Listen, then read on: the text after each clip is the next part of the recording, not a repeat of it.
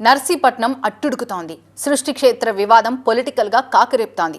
ఓవైపు మాజీ ఎమ్మెల్యేకు పరామర్శలు, మరోవైపు పోలీస్ స్టేషన్లో కంప్లైంట్స్ తో టీడీపీ వైసీపీ మధ్య రాజకీయ రచ్చ నెక్స్ట్ లెవెల్ కి వెళ్ళింది.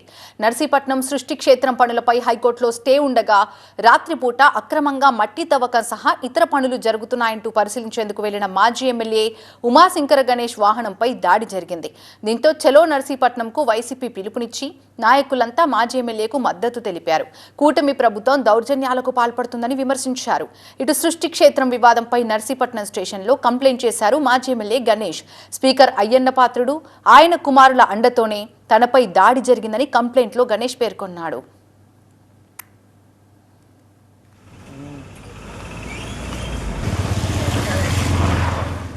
గణేష్ పై దాడిని ఖండించారు మాజీ మంత్రి గుడివాడ అమర్నాథ్. ఉత్తరాంధ్ర వైసీపీ నేతలతో కలిసి గణేష్ ని పరామర్శించారు.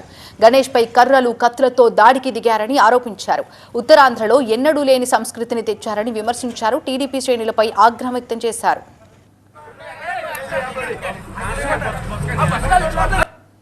ఉత్తరాంధ్రలో ఇటువంటి సంస్కృతి లేదు. గతంలో ఎప్పుడన్నా ఈ ఉత్తరాంధ్ర ప్రాంతంలో ఇటువంటి సంస్కృతి లేదు. మందేరు ఎప్పుడు కూడా రాజకీయంగా ఆరోపణలు ప్రత్యారోపణలు చేసుకోవడం అనేటువంటి సహజం. అది రాజకీయాల్లో సహజంగా ఉండాల్సినటువంటి విధానం.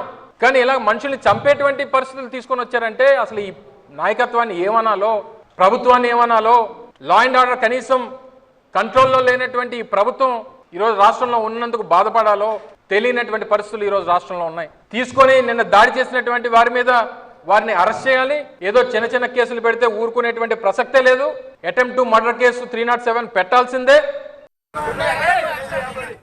ఈ ఘటనపై పోలీసులు వివరణ ఇచ్చారు. ఎంక్వైరీ జరిపి బాధ్యులపై చర్యలు తీసుకుంటామని తెలిపారు. ఎవరో గుర్తు తెలియని వ్యక్తి మాజీ ఎమ్మెల్యే కార్ని ధ్వంసం చేశారని చెప్తున్నారు పోలీసులు.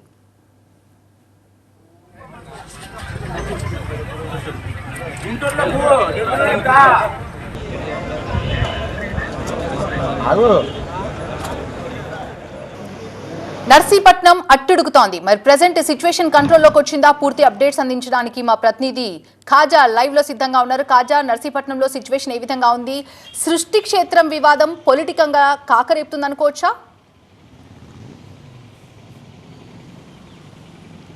ఖచ్చితంగా నర్సీపట్నంలో స్పీకర్ అయ్యన్న పాత్రుడు ప్రత్యక్షంగా ప్రాజెక్టును చేపట్టారు. అది పెద్ద చెరువులో దాదాపుగా 108 అడుగుల శివపార్వతుల విగ్రహాన్ని ఏర్పాటు చేసి అక్కడ ఆ ప్రాంతాన్ని పర్యాటకంగా ఆధ్యాత్మికంగా తీర్చిదిద్దేందుకు సంకల్పించారు. ఇదే నేపథ్యంలోని 271 సర్వే నెంబర్లో దాదాపుగా 121 ఎకరాల్లో ఆ పెద్ద చెరువు ఉంది. అయితే అక్కడ ఆ నిర్మాణాలు జరిగితే ఆ ప్రాంతంకు ఆయకట్టుకు ఇబ్బంది అవుతుందని స్థానిక ప్రజలతో పాటు స్థానిక రైతుల వాదన. వారంతా కూడా కలిసి వారి పక్షాన నిలబడ్డారు. మాజీ ఎమ్మెల్యే పెట్ల ఉమాశంకర్ గణేష్. ఈ నేపథ్యంలోని అక్కడ ఈ రైతులు అలాగే ప్రజల తరపున మాజీ ఎమ్మెల్యే పెట్ల ఉమాశంకర్ గణేష్ కోర్టుకు వెళ్లారు. న్యాయస్థానం కూడా అక్కడ స్టే విధించింది. అక్కడ సుందరీకరణ పనులు చేయడం కానీ లేకపోతే అక్కడ కట్టడాలు చేయడం కానీ జరిగితే ముందస్తుగా కోర్టుకి వాళ్ళు అనుమతి తీసుకోవాలి. ముందస్తుగా కోర్టుకి అనుమతిని సమర్పించిన తర్వాత, వివరాలు సమర్పించిన తర్వాత అక్కడ నిర్మాణాలు చేపట్టాలని కోర్టు కీలకంగా ఆదేశాలు జారీ చేసింది. ఆ నిర్మాణాలపై స్టే విధించింది. అయితే అక్కడ మరిన్ని కట్టడాలు జరుగుతున్నాయన్న ఒక అనుమానంతో అడ్డుగా వస్తున్న మాజీ ఎమ్మెల్యే పెట్ల ఉమాశంకర్ గణేష్ అక్కడికి వెళ్ళి సందర్శించారు. దీంతో అక్కడికి ఒక్కసారిగా టీడీపీ శ్రేణులు చేరుకున్నారు. దీంతో ఇరు వర్గాల మధ్య గత రాత్రి వాగ్వాదం జరిగింది. వెంటనే ఈ మాజీ ఎమ్మెల్యే పిఏపై దాడి జరిగింది. దీంతో పాటు మాజీ ఎమ్మెల్యే గణేష్ కారుపై కూడా అటాక్ జరిగింది. దీంతో ఒక్కసారిగా అక్కడ ఉద్రిక్తకర వాతావరణం నెలకొనడంతో పోలీసులు రంగప్రవేశం చేసి వారిని అక్కడ నుంచి చెదరగొట్టారు. అయితే ఈరోజు చలో నర్సీపట్నానికి వైసీపీ పిలుపునిచ్చింది. పెట్ల ఉమాశంకర్ గణేష్కు సంఘీభావంగా అనకాపల్లి జిల్లా వ్యాప్తంగా మాజీ మంత్రి గుడివాడ అమర్నాథ్తో పాటు మరికొంతమంది వైసీపీ నేతలంతా కలిసి నర్సీపట్నం వెళ్ళారు. అక్కడ సంఘీభావంగా అక్కడ పెట్ల ఉమాశంకర్ గణేష్కు నిల్చున్నారు. దీంతో పాటు అక్కడ పోలీసులకు కూడా ఫిర్యాదు చేశారు. అయితే ఎవరెవరైతే ఈ దాడికి పాల్పడ్డారో వారిపై వెంటనే చర్యలు తీసుకోవాలి. ఆ దాడికి పాల్పడిన వారిలో మాజీ నేరస్తులు కూడా ఉన్నారు. కొంతమంది గంజాయి నేరస్తులు ఉన్నారు, కొంతమంది రౌడీ షీటర్లు కూడా ఉన్నారు. కేవలం అక్కడికి ఆ ప్రాజెక్టు అడ్డుకుంటామన్న ఒక అక్కసుతోనే ఎలాగైనా సరే మట్టుబెట్టాలనే ఒక ఉద్దేశంతోనే దాడి జరిగినట్టు ఆ ఫిర్యాదులో ఉన్న సారాంశం. దీంతో పోలీసులు కూడా ఈ పూర్తి ఘటనపై విచారణ చేస్తున్నారు. మొత్తం మీద ఈ సృష్టి క్షేత్రం వివాదం అయితే నర్సీపట్నంలో ఒక రాజకీయ చర్చకు దారితీసింది, రాజకీయ కాంట్రవర్సీగా మారింది. గత నుంచి కూడా ఇది మార్చి 2వ వారంలో ఈ సృష్టి క్షేత్రం సంబంధించిన శంకుస్థాపన కూడా జరిగింది. ఎందుకంటే అక్కడ ఏజెన్సీ నుంచి వయా నర్సీపట్నం మీదుగా మైదానాబాద్ వచ్చినప్పుడు నర్సీపట్నం ఒక ఆధ్యాత్మిక కేంద్రంగా ఉండాలి, అక్కడ పర్యాటకంగా అభివృద్ధి చెందాలని ఒకవైపు అయ్యన్న పాత్రుడు సంకల్పించారు. మరోవైపు ఇక్కడ అంటే రైతులకు స్థానిక ప్రజలకు నష్టం కలిగించే ఈ పెద్ద చెరువు కాదని